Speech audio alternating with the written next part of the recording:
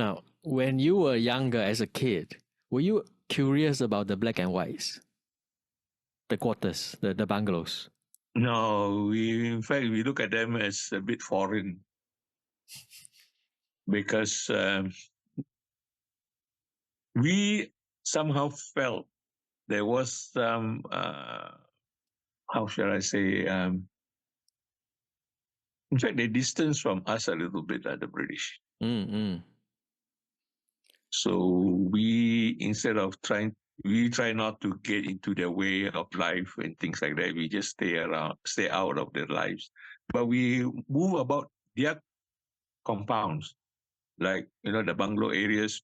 We run around, we play around. They don't mind that. Oh, so you So could long as, actually go into their gardens and oh yeah. Okay. They don't really bother us. In fact, like most of those bungalows, those days when we were growing up, their boundary fence, they grow hibiscus plants, flowers, as their hedging and fencing. So what we guys do, we go among those hibiscus plants. We look for spiders. When the season is on, we pick spiders from there. And otherwise, we'll chop branches off the hibiscus plant, Mm-hmm. and then we shape them and form them as swords. And then we have our own stuff to play with. So they are not too fussed about what we do. Did you all play with the British kids? I guess not. No, no. They are very, very protected. They have their own little playground. They have at least two places which are visible to us. One was a swimming complex at Defford Road, which includes the football grounds, and then they have what they call a dog yard club, where they have weekend dances, engaging our local boys to provide the music. So friends like those we have. So some of us jump back bandwagon to gain admission in there and then spend the night. Mm. But places like the swimming complex and all that was totally out of bounds to us Asians. Yeah. I mean, when Singapore became independent, right, or even in 63 when we became independent and then joined Malaysia, did you feel that Yeah. all this was a bit strange and out of order, maybe? Right? Like there are some places that are barred to Singaporeans. We have accepted the fact that, they are who they are, we are who we are, kind of thing. Yeah. We never wanted to discuss or negotiate with them at all. So if it's out of bounds to us, it's out of bounds to us. Fine. Yeah, I guess that's very logical, right? Because even Yeah. the government accepted that. Yeah. What they saw the lack for us, like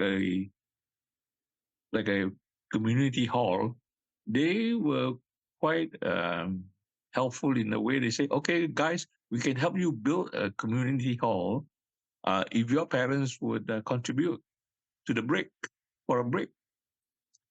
So our parents would just contribute whatever 20 cents, 50 cents every payday on a Friday every week, and they built us a pretty large community hall. Mm. And when I later on started work, some of the guys suggested I sit in a committee. And then we developed the place a little bit for the common use for all of us. Where was this community hall? You remember the block 2? Yeah. Where my friend was standing there Yep. on a slope? On to his right, just foot across maybe 100 yards on the same lateral direction. So We have along Canberra Road. right, okay. It's along Canberra Road, and next to it was what we have, and we call a Canberra shopping center. That is a row of one coffee shop, one provision shop, one bakery run by the Singh Bengalis. I think about 5 shops in a row, a small shopping complex. This is maybe 400, 500 yards from Jalan Kedai. Mm. So in that next to it, they built this recreation hall. They call later on, and then we initiated indoor badminton and all the other sports we can use within it. So the community hall, you're talking about the community hall, Yeah, right? this is they Okay. saw our lack of a place like that Mm. for the young people, so they helped build that community hall for us. So am I It is right that called it. part of it was like a indoor sports I complex? converted. I got them to, because Ah. the captain of the dockyard was the chairman of that committee.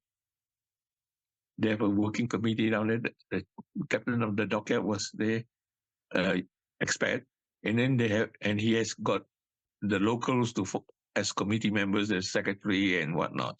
Mm. So I was recommended to join in the committee as an ordinary member, and then the first thing is when we started to demand things. This was the first time, I think. This was also an instigation from my friends outside. Mm. Because they say, Pew, look here, we can't play badminton in the open and all that under the weather. So you got a hall, why don't you get it done? So we challenged the captain of the dockyard. So I It's not. gave him a very